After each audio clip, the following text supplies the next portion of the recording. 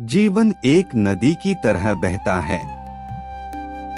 इसके प्रवाह को रोकना असंभव है। कोई इसे समझकर शांति से जीता है और कोई इसके खिलाफ लड़ता रहता है। जब हम जीवन को अपने हिसाब से नियंत्रित करना चाहते हैं, तभी दुख उत्पन्न होता है।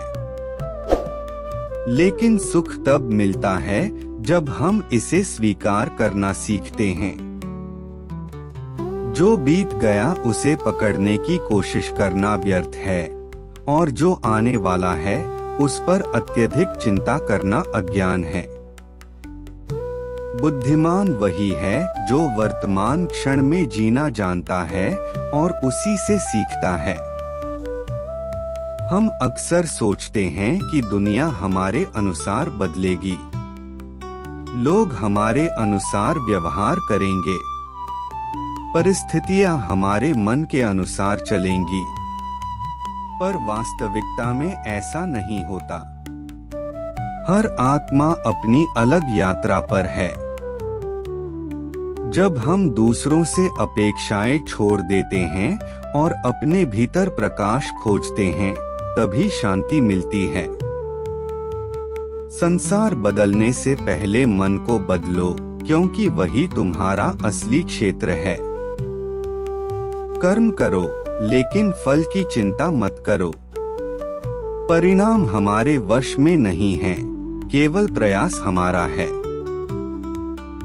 जैसे किसान बीज बोने के बाद तुरंत फल की उम्मीद नहीं करता, वैसे ही जीवन के कर्मों के फल भी समय पर और सही परिस्थितियों में ही आते हैं। अधीर व्यक्ति संतोष नहीं पाता और जो धैर्यवान है वही जीवन का वास्तविक फल चखता है। दुख जीवन का अंत नहीं, बल्कि शिक्षक है। जो दुख से भागता है वह कमजोर बनता है। जो उसका सामना करता है वह अडिग और परिपक्व बनता है। कठिन समय मनुष्य के चरित्र को परखता है। जब जीवन चुनौतीपूर्ण हो, तब यह मत पूछो क्यों मेरे साथ, बल्कि पूछो मुझे इससे क्या सीखना है। वही व्यक्ति आगे बढ़ता है जो परिस्थितियों से पराजित नहीं होता, बल्कि उनसे सीखकर मजबूत बनता है। मनुष्य का सबसे बड़ा शत्रु बाहरी नहीं, उसका अपना मन है। इच्छाएं और लालसा मन को भ्रमित करती हैं। जब इच्छाएं पूरी नहीं होती, तो क्रोध और चिंता जन्म लेती हैं। यही भ्रम हमें असमर्थ और तनावपूर्ण बनाता है। इसलिए इच्छाओं को नियंत्रित करना सीखो। अपनी जरूरतों और क्षमताओं को समझो। अपने विचारों को शुद्ध बनाओ। मन को दिशा दो, नहीं तो मन तुम्हें भटका देगा। अहंकार का त्याग करो। अहंकार मनुष्य को अंधा बना देता है। जो कहता है मैं हूँ, वह गिरता है, और जो कहता है सब परमात्मा की कृपा है, उसे संसार सम्मान देता है। विनम्रता में ही महानता छिपी है। झुका हुआ वृक्ष अधिक फल देता है और विनम्र मनुष्य अधिक प्रेम पाता है। बदले में कुछ पाने की आशा के बिना अच्छा करो, वही सच्चा पुण्य है। प्रेम, करुणा और क्षमा ये मनुष्य की सबसे बड़ी शक्तियां हैं। द्वेष हृदय को जलाता है, क्रोध मन को दूषित करता है और ईर्ष्या आत्मा की शांति छीन लेती है। क्षमा करने वाले कमजोर नहीं, बल्कि सबसे शक्तिशाली होते हैं, क्योंकि वे अपने हृदय को पवित्र रखते हैं। प्रेम वही कर सकता है जिसके भीतर ईश्वर का प्रकाश है। जहाँ प्रेम है वहाँ प्रकाश है, जहाँ प्रेम नहीं वहाँ अंधकार है। याद रखो, तुम शरीर नहीं हो, तुम आत्मा हो। शरीर नश्वर है, पर आत्मा अमर है। मृत्यु अंत नहीं, केवल परिवर्तन है। जैसे वस्त्र बदलते हैं, वैसे ही आत्मा शरीर बदलती है। इसलिए मृत्यु से मत डरो।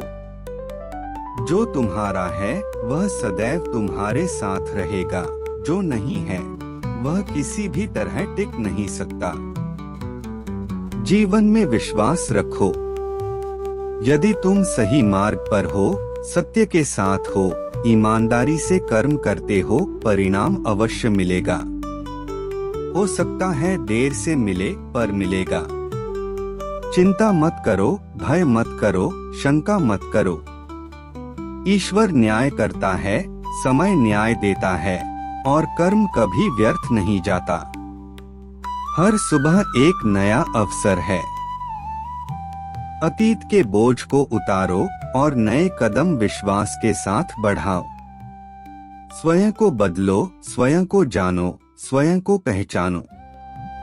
जब मन शांत होता है, तब आत्मा की आवाज सुनाई देती है। वही आवाज हमें सच की ओर, ईश्वर की ओर, अपने वास्तविक स्वभाव की ओर ले जाती है। शांति बाहर नहीं, भीतर है। परमात्मा बाहर नहीं, तुम्हारे हृदय में है। उसे अनुभव करो, उसे महसूस करो और उसी के सहारे आगे बढ़ो। जो तुम्हारे लिए बना है वह तुम्हें मिलेगा। जो तुम्हारा नहीं है वह किसी भी प्रयास के बावजूद टिक नहीं पाएगा। इसलिए चिंता छोड़ो, ईश्वर पर भरोसा रखो और अपने मार्ग पर दृढ़ रहो। जीवन एक आध्यात्मिक यात्रा है, इसे प्रेम, धैर्य, समर्पण और विश्वास के साथ जियो। अंततः सब ठीक होगा, क्योंकि जो ईश्वर करता है वह भलाई के लिए ही करता है। सत्य, धर्म और कर्म के मार्ग पर चलो। ध्यान, साधना और आत्मनिरीक्षण को जीवन का हिस्सा बनाओ। जीवन की कठिनाइयां तुम्हें कमजोर नहीं बनाती, बल्कि तुम्हें मजबूत और बुद्धिमान बनाती हैं। जो व्यक्ति अपने भीतर शांति और संतुलन खोजता है, वही जीवन के हर तूफान में स्थिर रहता है। मनुष्य की वास्तविक शक्ति उसके भीतर छिपी है, बाहर की दुनिया में नहीं। जब तुम अपने भीतर स्थिर रहोगे, तो कोई भी परिस्थिति तुम्हें विचलित नहीं कर पाएगी। मनुष्य वही होता है जो अपने कर्म, सोच और आत्मा को संतुलित रखता है। यही गीता का आज के जीवन के लिए संदेश है। हरे कृष्ण।